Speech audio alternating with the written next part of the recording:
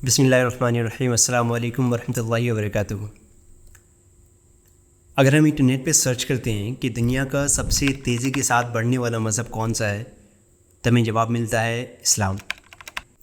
آج کے ڈیٹ میں جو دنیا میں مسلم کی پاپولیشن ہے وہ مور دین 2 بلین ہے، یعنی تقریباً 200 کروڑ سے بھی زیادہ پاپولیشن ایسی ہے جو اسلام کو فالو کرتی ہے، اور وہ دنیا کی پاپولیشن کا 25% ہے تقریباً۔ تو دنیا کی پاپولیشن کی 25% حصہ ایسا ہے لوگوں کا جو اسلام کو فالو کر رہا ہے۔ اور ہم وہیں پر دوسری طرف دیکھیں تو آج کی تاریخ میں پوری دنیا میں میڈیا سب سے زیادہ کسی مذہب کو ٹارگٹ کرتا ہے، کسی مذہب کی غلط تصویر پیش کرنے کی کوشش کرتا ہے تو وہ اسلام ہے۔ تو یہاں پر 2 چیزیں مل رہی ہیں کہ سب سے تیزی کے ساتھ اسلام کو فالو کرنے والے بھی بڑھ رہے ہیں، کنورٹ ہو کے لوگ اسلام میں آ رہے ہیں، دوسری طرف اسلام کو بدنام کرنے کی بھی سب سے زیادہ کوشش کی جا رہی ہے۔ تو یہ 2 طرح کے نظریے سامنے ہمارے آتے ہیں۔ ریسنٹلی ہم نے دیکھا کہ عام لوگوں کی بات تو چھوڑ دیں، سیلیبریٹیز اسلام میں آ رہے ہیں، کچھ ایسے لوگ بھی اسلام میں داخل ہو رہے ہیں جو اینٹی مسلم تھے، اینٹی مسلم آرگنائزیشن سے جڑے ہوئے تھے، باقاعدہ اینٹی مسلم کتابیں لکھ رہے تھے، لکھتے لکھتے اسلام کو فالو کرنے لگتے ہیں۔ ایسے لوگ بھی اسلام میں داخل ہو رہے ہیں جو ہیومن رائٹ کی بات کرتے ہوئے زندگی انہوں نے گزار دی۔ ایسے لوگ اسلام میں داخل ہو رہے ہیں جو کسی دوسرے مذہب کے باقاعدہ رہنما تھے، رہبر تھے، وہ لوگ اسلام میں داخل ہو رہے ہیں۔ اس کی وجوہات کیا ہیں؟ آخر کیا وجہ ہے کہ لوگ اس قدر اسلام میں آ رہے ہیں؟ اس کے کچھ پوائنٹس پہ شارٹ میں ہم ڈسکس کریں گے۔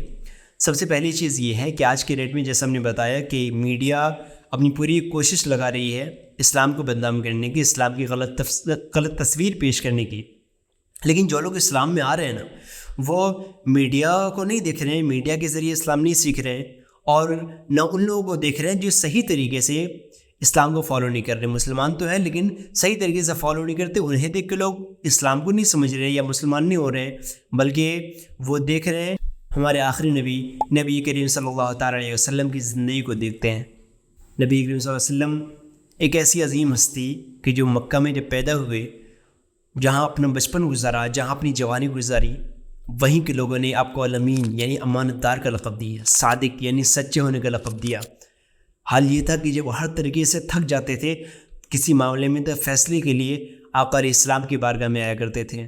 جب کہیں جانا ہوتا، اپنی امانت، اپنے پیسے، اپنی قیمتی چیزیں کسی کے پاس رکھنی ہوتی بھروسے کے ساتھ، تو آقا علیہ السلام کے پاس رکھ کے جایا کرتے تھے، اس بھروسے کے ساتھ کہ ہمارا مال ان کے پاس ہے تو اس میں خیانت نہیں ہوگی، اس میں چوری نہیں ہوگی۔ اس قدر بھروسہ آقا علیہ السلام کی ذات پر تھا۔ لیکن جب 40 سال کی عمر میں آقا علیہ السلام نے نبوت کا اعلان کیا تو لوگ ان کے دشمن ہو گئے، انہیں جھوٹا کہنے لگے، انہیں جادوگر کہنے لگے، طرح طرح کی باتیں کہنے لگے۔ لیکن اسلام رکا نہیں، اسلام بڑھتا چلا گیا، لوگ اس کے ماننے والے بڑھتے چلے گئے۔ اس زمانے کے لوگوں نے اپنی پوری کوشش، اپنی پوری جتن لگا دی اس چیز کے لیے سے کہ کسی طریقے سے اسلام کی تبلیغ رک جائے، لیکن آقا علیہ السلام کے ماننے والے لوگ بڑھتے چلے گئے۔ کیوں؟ آپ کی سچائی کی وجہ سے، آپ کی صداقت کی وجہ سے۔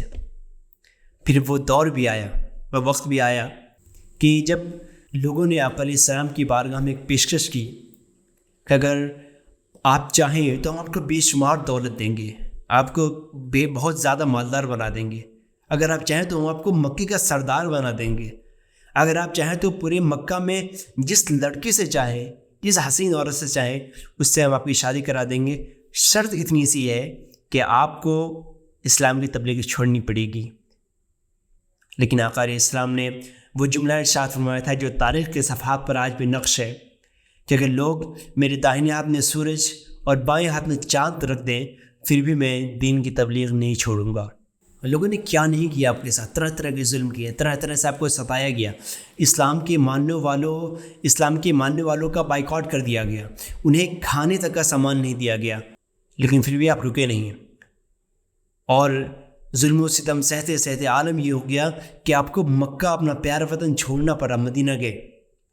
لیکن وہ وقت آیا جب مسلمانوں نے مکہ کو واپس فتح کیا، جب حضور آئے تو ان تمام لوگوں کو جنہوں نے آپ کے اوپر ظلم کیا تھا، جنہوں نے مسلمانوں کو ستایا تھا، کھانے تک کو نہیں دیا تھا، کھانے سے روک لیا تھا، ان تمام لوگوں کو آقا علیہ السلام نے ایک جھٹکے میں معاف فرما دیا۔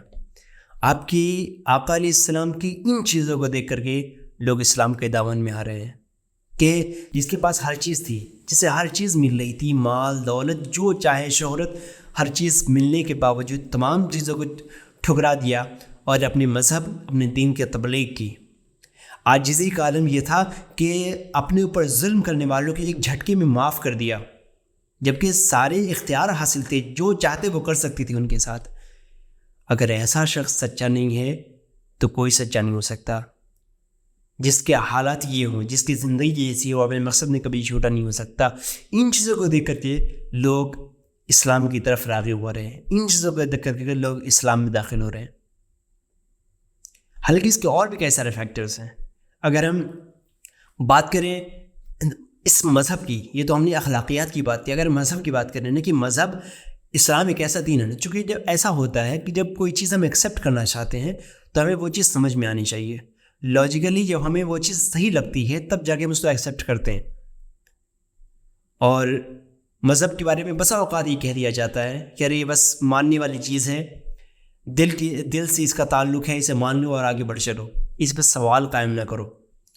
تو جس مذہب میں آپ دیکھیں، ہر مذہب کہیں نہ کہیں یہاں جا کے پھنس جاتا ہے اور عقلی جواب دینے سے قاصر رہ جاتا ہے۔ لیکن اسلام نے ہر جگہ لوگوں کو تبلیغ کیے، ہر جگہ لوگوں کو تلقین کیے، سوال کرو، پوچھو، نہیں جانتے ہو تو ان لوگوں سے سوال کرو جو لوگ جانتے ہیں، غور کرو، دنیا میں غور کرو۔